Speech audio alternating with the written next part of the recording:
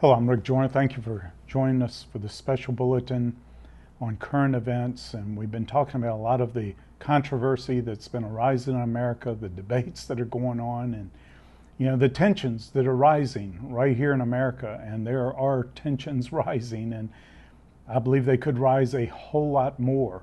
And but that's not our intent. I'm not here saying what I'm saying to try to raise tensions.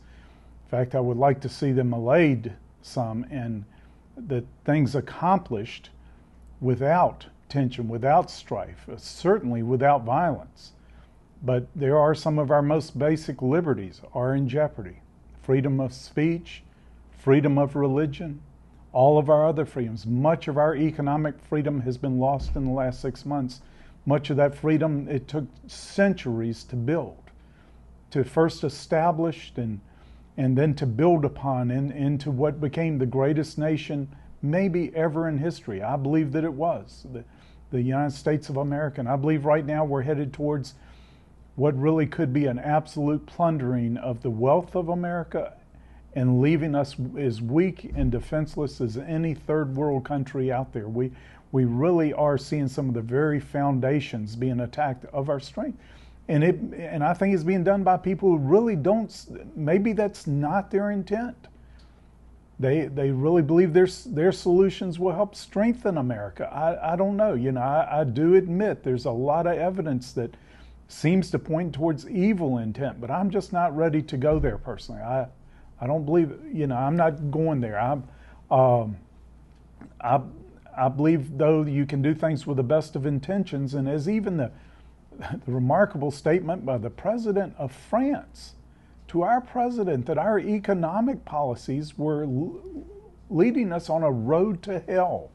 Those were his words, and it is shocking what is being done to our country economically. And I would say also that it's leading to not just economic loss of freedom, but all of our other freedoms are being quickly lost. It seems like every single one of them is under serious attack. Now, I don't believe we're going to lose these freedoms. I believe America is awakening right now, and I believe we're going to stand up. And I know the outrage at the video that was done by the president, or done for the president, that was being shown, or started to be shown in some schools, people pledging allegiance to the president. It was shocking. I mean, I can understand people being shocked. To me, it was eerie. It was chilling. It was like something out of Germany in the 1930s. And they won't even let our kids. They're wanting to remove the Pledge of Allegiance. They want to remove God from the Pledge of Allegiance, and they don't want our children pledging allegiance to the flag anymore. But then there's a Pledge of Allegiance to the president. This really is shocking. We should be shocked. There's no question about that. And I'm glad people are being shocked and they are waking up to what's going on. But let's don't overreact. We need to keep our own spirits under control. And, there's all kinds of things being said. And obviously the president's approval rating is plummeting. I don't remember in my lifetime ever seeing a president's approval rating plummet so fast as is happening to this president. And there are revelations almost daily now of people in his administration that are avowed Marxists, that are close to him, close advisors who are Marxist. And, this should wake us up. Marxism is one of the ultimate evils that was ever released on the earth. It has resulted in more death, more destruction, more raping and pillaging of the very fabric of what human beings were created by God to be. There has never been a worse slavery imposed on mankind than through Marxism. And we need to understand, when I was young, I grew up, I was a teenager when all the great demonstrations began, the anti-war movement, anti-Vietnam War movement, and everything else. I was caught up in that. I tried to go to every single demonstration. One of my goals in life was to go to every rock festival. And I was on my way. I mean, that's the ambition I had at the time. So I understand the youth can get easily carried away.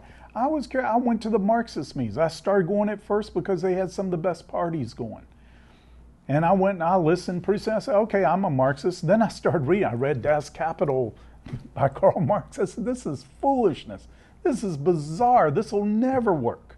I woke up to it because I'm just clear analysis. This is stupid to try to impose this. And the results of trying to impose it have been absolutely proven not to work.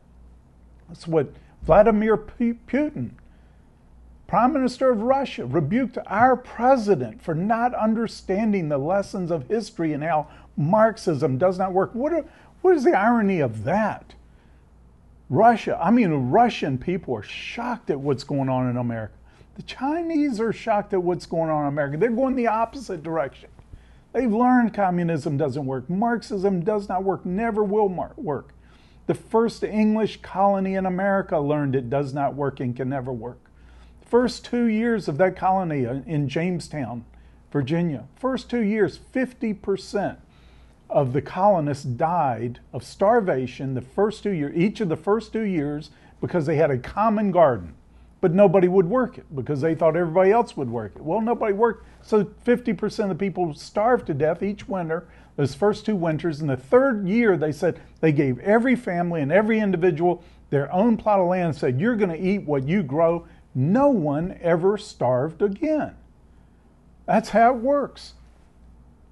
There has to be some personal initiative and there has to be personal responsibility in basic economic systems. You can put all of your trust in the government if you want, but you will be ultimately disappointed in the most profound way. It cannot carry that burden. It was never created to carry that burden, never can. There's only one government that can. That's the kingdom of God that is under God Himself. And we try to make governments our God, our source, our hope, where our faith is. It's an idol, and it'll always disappoint us. I told one of our U.S. senators after Hurricane Katrina, I said, this one storm brought our nation to its knees. Strongest nation, most wealthy nation in the world could not handle one storm in one little area. We were overwhelmed by it. And one thing that happened was lawlessness just broke out everywhere. Why? Who fell into lawlessness? I was down. We witnessed this. The ones who fell to lawlessness were those who were living on entitlements, and their only hope was in the government. They had learned their only source, the one who would take care of them in everything, was the government. I'm not blaming them, and this was not a racial thing. But it had been imposed on them. It was a terrible bondage imposed on people. And all of a sudden, when the government can't get there, can't help them, first they got terrified because they had never learned to take care of themselves. They didn't know what to do. The government had always taken care of them. All of a sudden the government couldn't. They couldn't take care of themselves. They got fearful, and then they became enraged. And it was out of control lawlessness.